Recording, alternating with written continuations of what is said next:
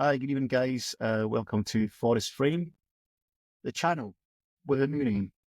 I am a poet. I don't even know it. It's just mainly me going about talking to other woodland photographers, as well as the kind of weekly jaunts that we do now and again. Me going out to the forest and taking pictures of trees and woodlands, etc. And we're going to, of course, feature books as well on trees and photographers' books as well.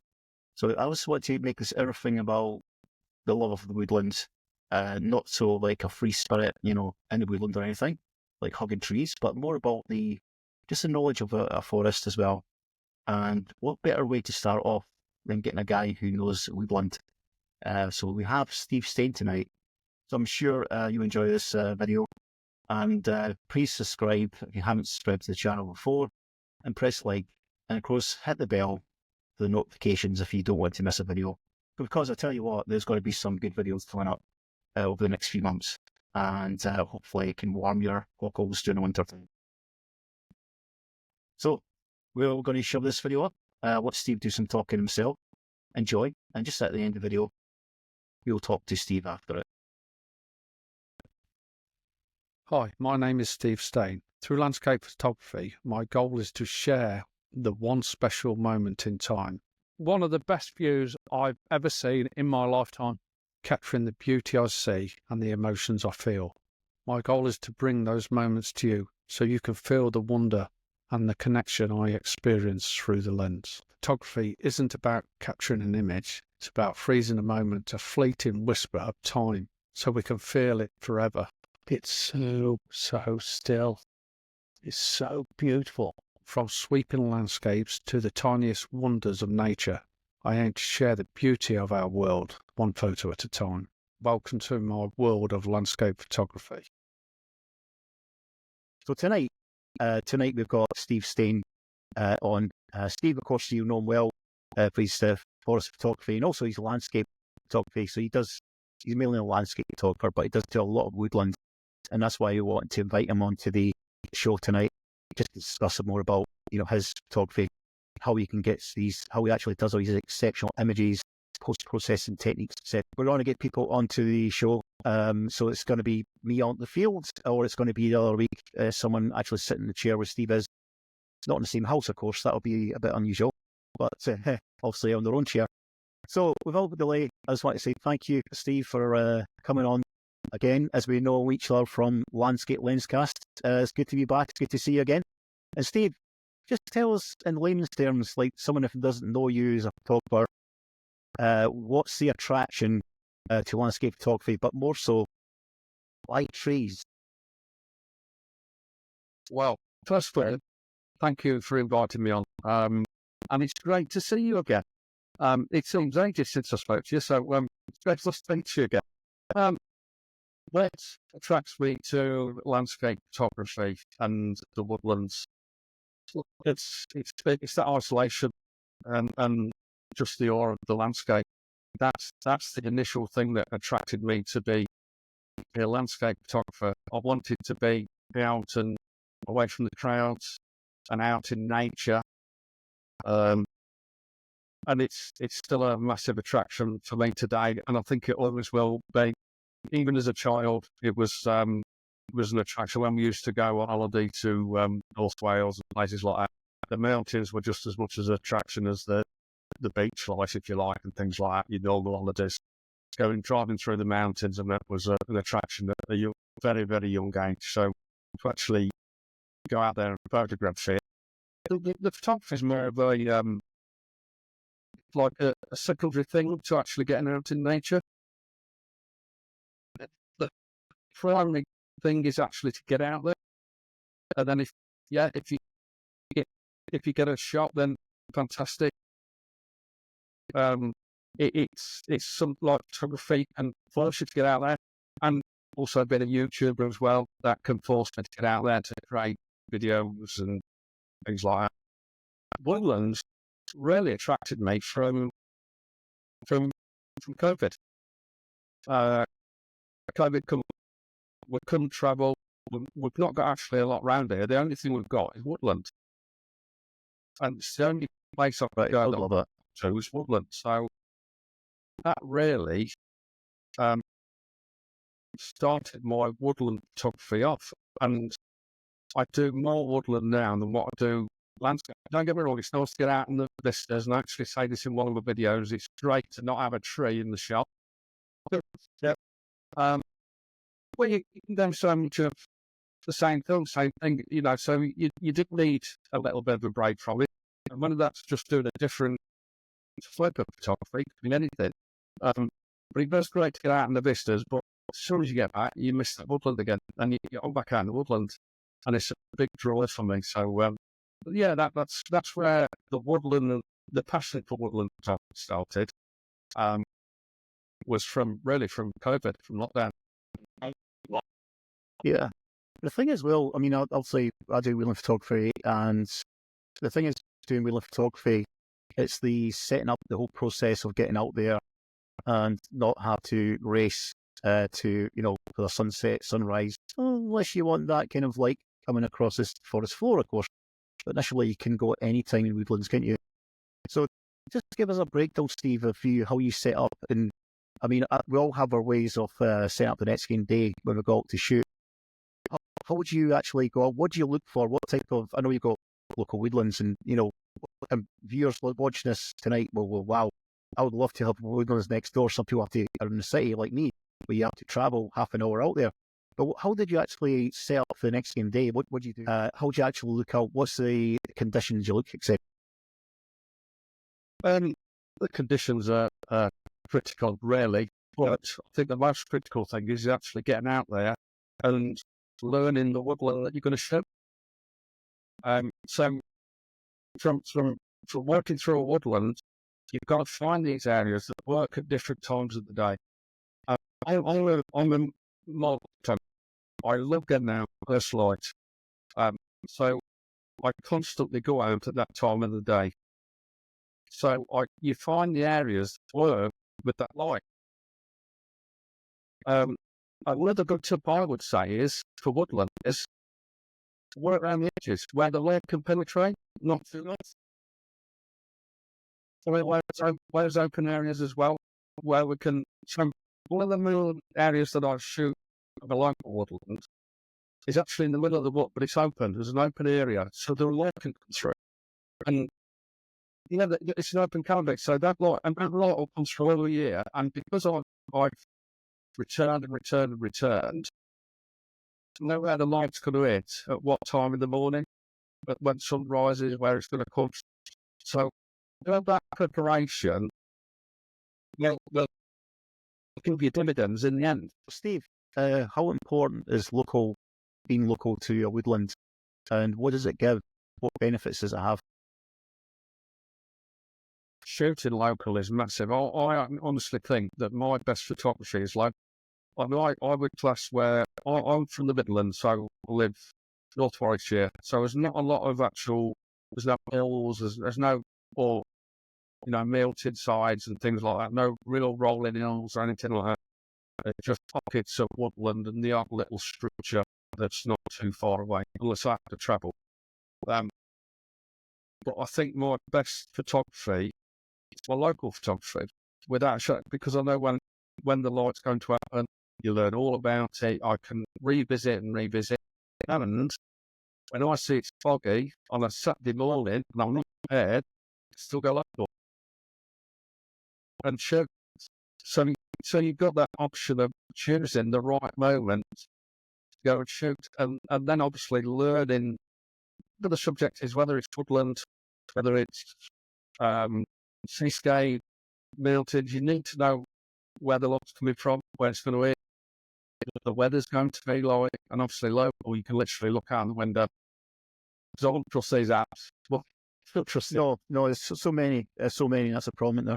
Okay, so in that case, that's a great bit of advice for the viewers. And one of the things I'd like to ask is, so you're talking about looking out for certain aspects of the woodlands, but what's the type of woodland photography, for example, when you're actually shooting in the field? Do you have in your mindset, in your mind's eye, that you're actually going to shoot with a certain lens that day?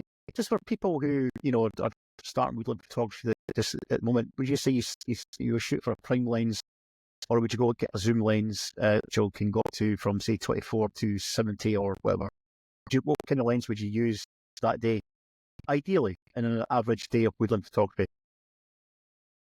If I was going to choose one lens to do my woodland photography, I would choose something around the 70mm length up to maybe 150, something like that. So quite a long lens, really. Yeah. Because That's quite a bit linear. with the long lens, you can get good separation. By using that long lens, you get compression, etc., etc. So, you can get rid of all that chaos within a woodland and just focus on one areas. But I've also challenged myself to go out in the woods with a 20mm wide angle and got some fantastic images. The long set is, we need a good foreground, we need a good strong foreground for a big wide angle lens. A good canopy, so what I do it in the winter, you can do it in the summer when the canopy is full, things like that. And again, with a long lens, you'll get rid of that sky. The sky is pretty critical to again, you can incorporate the sky, and I wouldn't say don't. Try to cut it out where possible. And now, but yeah, about 70 to 100 mils to shoot at. Okay. And I think that's pretty much what we touched on. That's the golden rule. And woodland photography is the sky is the enemy. And, you'd mentioned about the long lens. I mean, I find myself gravitating to that in the winter months because there's nothing, there's no foliage, there's no trees or fuel, everything's bare. So you kind of would do more tree, kind of find myself doing more tree portraits, unless it's snowing or whatever and there's a white sky. And what we're going to do, guys, we're going to put some images up from Steve. One of them's, of course, a landscape photography shot as well, so we'll all see that because just to prove the point, his images are really great, and you should check out his channel if you're into all different aspects of landscape photography. So, Steve, just tell me more about this image. I mean, it's just cracking. We've featured this before on the old Landscape Lenscast podcast, but just tell us more about it for the people who are actually learning woodland photography. And what's the elements? What type of what lens, etc. were you using? Okay, so this image was taken at the River Brathay in the Lake District. We travelled the day before, and the weather was horrendous. When I say horrendous, it were blue skies. Everything that a photographer doesn't want was blue skies, and we really struggled to get any photography done. So the next morning, we were deciding where to go. We turned up at the River Brathay, and I'd actually been there once before, so I knew the location wellish, and we had no idea that it was going to be foggy or no frost. And as soon as we walked from the road into the woodlands, and you can imagine it's still dark now, so this is morning light. It was still pitch black when we walked down that way, and then as it opened up, the conditions were just dreamlike. So this was I think it was the beginning of last November. So we've still got some autumn colours, but we've also got that clash of winter coming in, the wall frost. And then what I needed then was that light. And I waited for that light for probably an hour and a half, 2 hours for that light to just come through enough to actually capture the shot. But I'd actually love how it's just catching that one tree on the right-hand side, the bit of light, and now it's catching it underneath as well. I think, and then just to balance it, how that's, I'm not sure what tree it is on the left-hand side there with the lights catching there in the distance there, some sort of fern, something, just sit out. So I'd been there before, and I was with Martin, and Martin's been there a few times, so he actually knew the location better than what I did. But I had been there before, and there's one sort of mound that you can stand on and try and pick one or two little shots out, and there's a little sort of really pot shot. If we just pan to the right on that image, there's actually another pot shot there of the river running through these group of trees. What drew me to this was just actually on the right-hand side of the detail that you do again from the light. I think the image was took at about 300 mils. Long lens, it just gives a little bit of compression there, and it just isolates those foreground trees as well, because you're using that long lens. If I'd have gone right up to it, I'd have definitely incorporated the sky, because just like that, we could see the skyline. So that long lens and the height that was on the bank just out pointing down as well. It's a little bit like using a very low very tall tripod in a woodland, which is quite useful to point down to get rid of the sky. So we just got an eye perspective on it. So you're pointing down into the woods, or quite a big part of the woodland where it's on a bit of an hill, where you're pointing downwards as well, which is another good thing. The next shot is a typical classic Vista landscape shot, and it's a beautiful shot. All the elements are lined up for Steve here, as you see. So Steve, just tell me more about the shot, and it must have been a hell of a morning for you. It was. It really was. It was actually we was going to meet Dave Ruth on one of his Facebook group meets, and again I was with Martin. Well, we decided to go and shoot sunrise before the meet, and this is at Lindiners in Snowdonia. I actually was taking Martin to shoot the lone tree. There's a lone tree there that's shot quite often, and I was taking him to show him that location, because I'd been there a few times before. And we were shooting away and doing the lone tree and all this, that, and the other. And Martin moved down the shoreline and was shooting, and he'd actually just packed up and we was ready to go. And we just got the shower coming through, and then I turned round and we get that rainbow, and we could not get that rainbow in a better position. It was just perfect. So it's an opportunist image, but just again knowing the area and where the light comes through, and how for a rainbow you need the light behind you and things like that, and then got this rain shower coming through. We've also in North Wales, so that happens quite often. Very rarely doesn't rain in North Wales, and Wales just everything just come together, and I was already taking images of a similar scene, but without the rainbow. Then all of a sudden the rainbow comes, and that's a shot. Right, so we decided to look at Steve's images there, and I do appreciate one's a landscape shot, but you still have to look at that, because you can see, you still appreciate the skill he has got as a photographer. So guys, we're kind of going to touch on a couple of things, and we're going to talk about kind of similarities and things that we look out for in Woodland photography, and we've kind of discussed quite a lot of that already. But where do we get the inspiration from? What motivates us as photographers? It's you and I, and Steve as well, of course. So I want you guys to put a comment underneath this video and just tell us what motivates you and what gets you creative juices going when you want to get out to do forest photography. Is it trees themselves? Is it watching YouTube photographers? Or is it just something that you want to experiment because you want to do a project, a portfolio or something? Tell us more about it, what you do it, why you do it. It's not every day you see people walking about the forest with a camera, So we all do it for a reason, to enjoy it. Steve, just on that subject, actually, what's one of the things that inspires you to get out with the camera? I think just walking through a woodland is just something very special. To hear the songbirds, you don't need to take a camera with you to enjoy a woodland, do you? You just walk through it and just appreciate it. And it's that isolation, because a lot of woodlands you can get that isolation. And it actually inspires you to take images, walking through a woodland. Just the feel of walking through the woodland, you feel as if you want to capture them moments, don't you? And that's all as a photographer, that's all we're trying to do, is just capture that moment that we feel when we're walking through. It's as we get more into photography, we get a little bit more sort of choosy when we go into the woodland and things like that. I think the hardest we've got is actually getting out and going. And I've got a tip for that. Do it in the morning.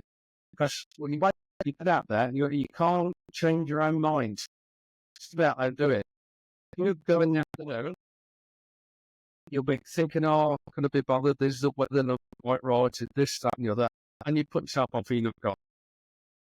So plan to go in the morning, get my ear ready, and just work out the door, And then as soon as you hit that woodland, well, as soon as you jump in that car, hit that woodland, well, them thoughts are gone, and the rest of the morning is yourself, and you just enjoy every second of it. It's fantastic. It's absolutely fantastic.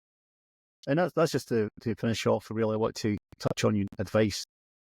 What advice would you give the novice to the person who's starting in woodlands, and what things to look out for? What encourage? What do you think? What helps you as a woodland photographer that would help other people? There's a few things actually. Try and shoot in foggy conditions, misty conditions. If they're not foggy and misty, get out there in the drizzle. When it's drizzling, rain or even, if you put up with a really fantastic condition, use a long lens to get that atmosphere in the image. Shoot the edges of the woodland. Learn where the sun rises or sets. So what time of the day you go out, so that edge of light can penetrate. And you don't want aggressive light. You don't want harsh light. You want nice light to just. And then they'll just look at the light and see what takes your fancy. What you. If you like something, then try and shoot it. What it would do is take the shot and then work it a little bit and see if you can improve the shot. When I work a shot, one of the things we'll take a shot to. Someone says, I like this. See, okay, let's take a shot. So we'll grab a shot. And then the next process is, how can I improve on this shot? Whether that's lifting my tripod up, moving to the left, using a long lens, using a wide angle lens, getting closer, up, down, whatever it will be, try these different things. Working on the subject as well, especially trees. And if you've got a subject that stands out, try and walk around the tree. What I would say is with